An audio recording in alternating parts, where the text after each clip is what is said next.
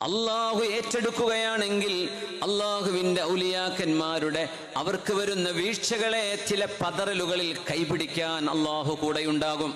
ഞാൻ പറയുന്നതൊക്കെ ജീവിതത്തിൽ അനുഭവിക്കേണ്ട കാര്യമാണ് കേട്ടോ. അനുഭവിക്കാൻ പറ്റും, അനുഭവിക്കും, നമ്മൾ അനുഭവിച്ചു കൊണ്ടിരിക്കുന്ന കാര്യമാണ്.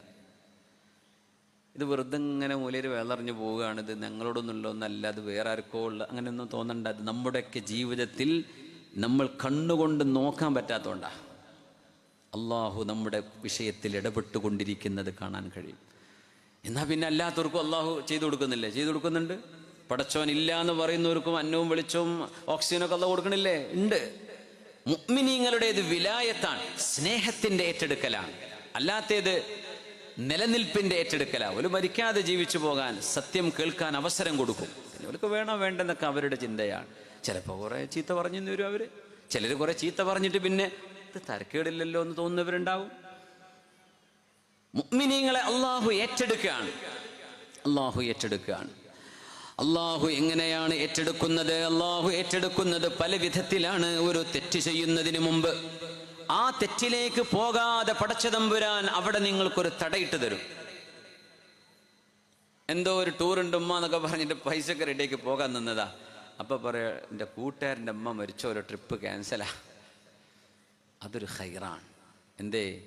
ഈ മോനെ അള്ളാഹു ഏറ്റെടുത്തിട്ടുണ്ടെങ്കിൽ എന്തെങ്കിലും വല്ല അലമ്പും ചെയ്യാനുള്ള പോക്കായിരിക്കും. അതങ്ങ് മുടങ്ങി കിട്ടിയില്ലേ? അള്ളാഹു ചെയ്ത വിലായത്ത് ആ രീതിയിൽ കാണും ചിലപ്പോൾ.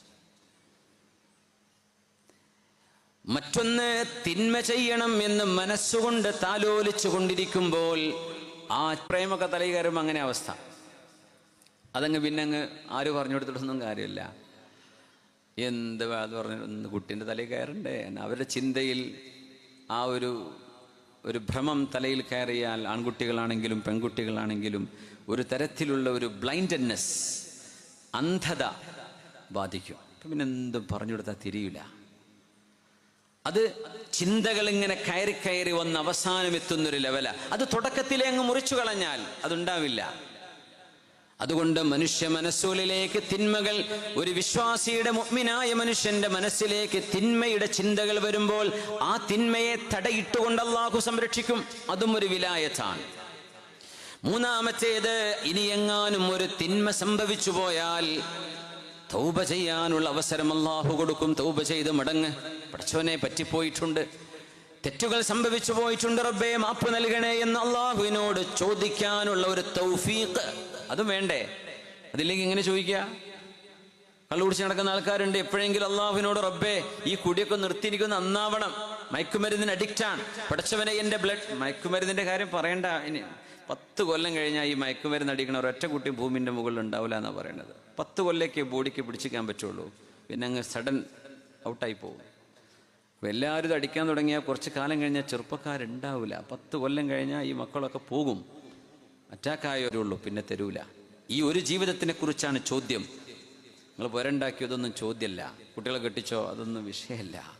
ഞാൻ പറഞ്ഞയച്ച പണി നിങ്ങൾ ചെയ്തിട്ടുണ്ടോ എന്ന് അള്ളാഹു ചോദിക്കുള്ളൂ. നമ്മളാകെ പുരണ്ടാക്കണേയും ജോലിയുടെയും ചിന്തയിൽ ഇങ്ങനെ പൈസ ഉണ്ടാക്കുന്നതിൻ്റെ പിന്നാലെ ഇങ്ങനെ ഓടുക. പടച്ചോൻ ഏൽപ്പിച്ച പണി നമുക്ക് ഓർമ്മയില്ല.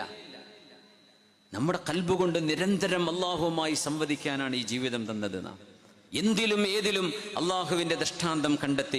ഈ ദുന്യാവിൻ്റെ ഏറ്റവും വലിയ മനോഹാരിതയല്ലേ അത്? യുക്തിവാദിക്ക് എന്താ ഈ ദുന്യാവിലൊക്കെ റാൻഡംനെസ്, ഇതൊക്കെ അങ്ങനെ നടക്കുന്നു. നമുക്കങ്ങനെയല്ല. ഒരു ഇല അനങ്ങുന്നത് പോലും അള്ളാഹുവിൻ്റെ നിശ്ചയമാണ്.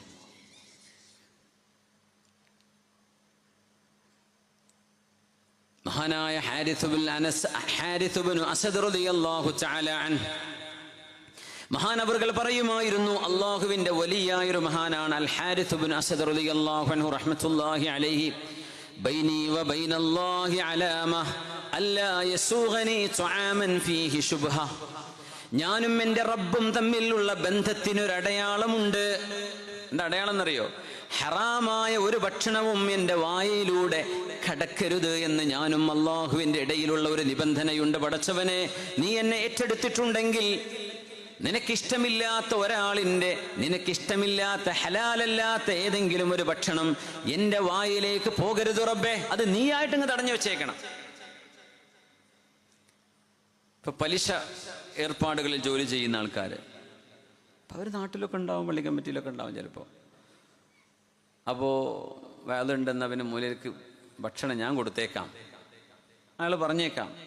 അയാളുടെ വീട്ടിലെ ഭക്ഷണം പലിശയുമായി ബന്ധപ്പെട്ടതാണെങ്കിൽ അയാൾക്ക് വേറെ ഇൻകമൊന്നും ഇല്ല, ഈ ഒരൊറ്റ വരുമാനം കൊണ്ട് ജീവിക്കുന്ന ആളാണ്, ഈ ബാങ്കിലെ സാലറി കൊണ്ട് ജീവിക്കുന്ന ആളാണ്. നമ്മെ സംബന്ധിച്ചിടത്തോളം അവിടെ വലിയൊരു ക്വസ്റ്റ്യൻ മാർക്കുണ്ട്, ഇത് ഹലാലാണോ അല്ലയോ. അള്ളാഹുവിനോട് പറയാ, പടച്ചവനെ ഹലാലല്ലാത്തത് എൻ്റെ വായിലേക്ക് കടക്കരുത്, അത് നീ ഏറ്റെടുക്കണം. എന്തെങ്കിലും സംഭവിച്ചിട്ട് ആ ചെലവിനോട് എത്താൻ പറ്റാതിരിക്കേ, അപ്പോഴേക്കും വേറെ ആരെങ്കിലും ഹൈജാക്ക് ചെയ്യേ, എങ്ങനെയെങ്കിലും അവിടെ കയറാതെ രക്ഷപ്പെടാനുള്ള വഴി അള്ളാഹു റെഡിയാക്കി കൊടുക്കുന്ന, വായിലേക്ക് പോകാതെ. ഇങ്ങനെ ഒരു ബന്ധം ഞാനും റബ്ബും തമ്മിലുണ്ട് എന്ന് പറഞ്ഞത് മഹാനായ അൽ ഹാരിസ് ഇബ്നു അസദ് റഹ്മത്തുള്ളാഹി അലൈഹി. ഇങ്ങനെ ഒരുപാട് സംഭവങ്ങളുണ്ട്. മഹാനായ ഇബ്നു അതാഇല്ലാഹി സിക്കന്ദരിയുടെ ഗുരുനാഥൻ അബുൽ അബ്ബാസിൽ മിർസി ഷാദുലി തുരീഖത്തിന്റെ പ്രഗത്ഭനായ പണ്ഡിതൻ, മഹാനവറുകളുടെ ഒരു ചരിത്രം ലതായിഫുൽ മിനലിൽ. ഇബ്നു അതാഇല്ലാഹി തങ്ങൾ ഈജിപ്തിലാണ്. അവരുടെ ഗുരുനാഥൻ മഹാനായ അബുൽ അബ്ബാസുൽ മിർസി റഹ്മത്തുള്ളാഹി അലൈഹിയുടെ മഖാമുള്ളത് അലക്സാൻഡ്രിയയിലാണ്. ഈജിപ്തിൽ നിന്ന് ഒരു 250 കിലോമീറ്റർ അപ്പുറം നമുക്ക് സിയാറത്ത് ചെയ്യാൻ കഴിയും. അവിടെ തൊട്ടടുത്താണ് ഇമാം ബൂസീരി തങ്ങളുടെ മഖാമുള്ളത്. ഇബ്നു അതാഇല്ലാഹി തങ്ങൾ പറയാ, എൻ്റെ ഗുരുനാഥനായ അബുൽ അബ്ബാസുൽ മിർസി, അബുൽ അബ്ബാസുൽ മിർസി തങ്ങൾ ഷാദുലി ത്വരീഖത്തിന്റെ ഷെയ്ഖാണ്. ഒരുപാട് ആളുകൾ സിയാറത്ത് ചെയ്യുന്ന മഖാമാണ് അലക്സാൻഡ്രിയ നഗരിയുടെ ഹൃദയഭാഗത്തുള്ള അബുൽ അബ്ബാസുൽ മിർസി തങ്ങളുടെ മഖാം. അവിടെ ദുന്നൂനുൽ മിസ്രിയുണ്ട്, അബുൽ അബ്ബാസുൽ മിർസിയുണ്ട്, മഹാനായ ഇമാം ബൂസീരിയുണ്ട്. 3 മഹാന്മാരുടെ 3 പള്ളികളുള്ള 3 മഖാമുകൾ ഒരുമിച്ച് ഒരു കോമ്പൗണ്ടിലാണ്. ദുന്നൂനുൽ മിസ്രിയാണെന്നാണ് എൻ്റെ ഓർമ്മ, ശരിയാണെങ്കിൽ ആർക്കെങ്കിലും അറിയുന്നെങ്കിൽ തിരുത്തണേ. അബുൽ അബ്ബാസുൽ മിർസി തങ്ങളെ ബുസീരി ഇമാമിനെ അവിടെ രണ്ടിടത്തും ഞങ്ങൾ എപ്പോഴും സിയാറത്ത് ചെയ്യാറുള്ളത്. മഹാനവറുകൾ പറയുന്നു, എൻ്റെ ഗുരുനാഥനായ അബുൽ അബ്ബാസുൽ മിർസി റഹ്മത്തുള്ളാഹി തആല അലൈഹി അവർക്കുണ്ടായ ഒരു അനുഭവം പറയുന്നുണ്ട്. ഞങ്ങൾക്കൊരാൾ അയാളുടെ തോട്ടത്തിൽ കൃഷിയുണ്ട്, ഫ്രൂട്ട്സിൻ്റെ കൃഷിയുണ്ട്. തൂത്ത് എന്ന് പറഞ്ഞാൽ ബെറിയാണ്, ബെറീസ്, സ്ട്രോബെറി, ബ്ലൂബെറി, പല ബെറികളുണ്ടല്ലോ. ആ ബെറിയുടെ ഒരു തോട്ടത്തിൽ നിങ്ങൾ വന്ന് ഭക്ഷണം കഴിച്ചോളൂ, അവിടുത്തെ ഫ്രൂട്ട്സ് കഴിച്ചോളൂ എന്ന് പറഞ്ഞ് ഒരാൾ ഞങ്ങൾക്ക് ക്ഷണം തന്നു. എൻ്റെ കൂടെ ഒരുപാട് ഇഷ്ടപ്പെട്ട ആളുകൾ, സ്വാലിഹീങ്ങളായ ആളുകൾ എൻ്റെ കൂടെ ഉണ്ട്. ഞങ്ങൾ അങ്ങനെ റംലിലേക്ക് പോവുകയാണ്. ഇസ്കന്ദരിയിൽ നിന്ന്, അലക്സാൻഡ്രിയയിൽ നിന്ന് റംലിലേക്ക് പോവുകയാണ്. അപ്പോൾ പോകുന്ന വഴിക്ക് ഞങ്ങളിങ്ങനെ ഹലാലായ ഭക്ഷണം കഴിക്കുന്നതിൻ്റെ അടയാളങ്ങളും അതിൻ്റെ അനിവാര്യതയൊക്കെ പറഞ്ഞിങ്ങനെ പോവാണ്. പക്ഷെ ഈ തോട്ടത്തിൻ്റെ ആള് കൂടെ വന്നിട്ടില്ല. ആള് പറഞ്ഞു, ഇന്ന സ്ഥലത്തെത്തിയാൽ വലത്തോട്ട് തിരിഞ്ഞ് ഇടത്തോട്ട് തിരിഞ്ഞ് മുമ്പോട്ട് പോയി പിന്നെ വലത്ത് കാണുന്നതാണ് എൻ്റെ തോട്ടം. അങ്ങനെ എന്തോ തോട്ടത്തിൻ്റെ അടയാളം പറഞ്ഞു കൊടുത്തു. ഇവർ ചെന്ന് കയറി ഒരു തോട്ടത്തിൽ അങ്ങ് ചെന്ന് നോക്കുമ്പോൾ തൂത്ത്സ്, ഫ്രൂട്ട്, ബെറി ഇങ്ങനെ നിറഞ്ഞു നിൽക്കുകയാണ്. ഇവരൊക്കെ വിശന്നിരിക്കുകയാണ്. അപ്പം നിങ്ങൾ അവിടെ പോയി കഴിച്ചോളൂ എന്നാണല്ലോ തോട്ടത്തിൻ്റെ ഉടമ പറഞ്ഞത്. എല്ലാവരും കയറി കരിമ്പിൻ തോട്ടത്തിൽ ആന കയറി എന്നൊക്കെ പറയില്ലേ, അങ്ങോട്ട് കയറലും പറിക്കലും തിന്നലുമായിട്ട് ജോറായിട്ട് തിന്നുകൊണ്ടിരിക്കുമ്പോൾ തോട്ടത്തിൻ്റെ ഉടമസ്ഥൻ അങ്ങോട്ട് വന്നു. അപ്പോൾ അബുൽ അബ്ബാസിൽ മിർസി തങ്ങൾ പറയാ, ഞാൻ ആ ബെറി കഴിക്കാൻ വേണ്ടി മരത്തിൻ്റെ അടുത്ത് എത്തിയാൽ കലശലായ വയറുവേദന, ഞാൻ അവിടെ ഇരിക്കും. തിരിച്ച് തോട്ടത്തിൻ്റെ പുറത്തെത്തിയാൽ എനിക്കൊരു കുഴപ്പമില്ല. വീണ്ടും ചെല്ലും ആ പഴം പറിക്കാൻ, എനിക്ക് വയറുവേദന, എനിക്ക് മാത്രം വയറുവേദന. അത് പറിക്കാനും തിന്നാനും തോന്നുന്നില്ല, തിരിച്ചു പോരും. അങ്ങനെ 2-3 തവണ എനിക്ക് വയറുവേദന, കലശലായ വയറുവേദന. അവർ പോകുന്ന യാത്രയിൽ മഹാനായ അബുൽ അബ്ബാസിൽ മിർസി തങ്ങൾ പറഞ്ഞൊരു വാക്കുണ്ട്, ഇന്നൽ വരിഅമൻ വറഅഹുല്ലാഹ്, ഇന്നൽ വരിഅമൻ വറഅഹുല്ലാഹ്. ഏറ്റവും വലിയ സൂക്ഷ്മത പാലിച്ച് ജീവിക്കുന്ന ആൾ ആരെന്നറിയുമോ? അള്ളാഹു ഏറ്റെടുത്തുകൊണ്ട് സൂക്ഷ്മത റബ്ബ് നടപ്പിലാക്കി കൊടുക്കുന്നവരുണ്ട്. അവരാണ് യഥാർത്ഥ സൂക്ഷ്മതയുടെ ആളുകൾ. നമ്മൾ പരിശോധിക്കണം. ചിലത് അള്ളാഹു ഇടപെട്ട് തരും. അങ്ങനത്തെവരാണ് ഏറ്റവും വലിയ സൂക്ഷ്മതയുള്ളവർ, വറഉള്ളവർ എന്ന ഒരു ചർച്ച, അങ്ങനെ ഒരു സ്റ്റേറ്റ്മെന്റ് മഹാനായ അബുൽ അബ്ബാസ് മിർസി തങ്ങൾ പറഞ്ഞിട്ടുണ്ട്. ഇതും പറഞ്ഞിട്ടാ തോട്ടത്തിലേക്ക് കയറിയത്.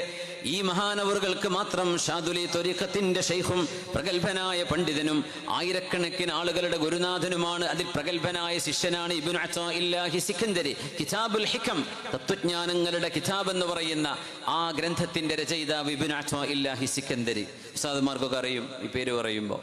ആ മഹാന്റെ ഉസ്താദാണിത്. വയറുവേദന, തിന്നാൻ പറ്റണില്ല, വയറുവേദന. അപ്പോഴാണ് തോട്ടത്തിന്റെ ഉടമസ്ഥൻ വരുന്നത്.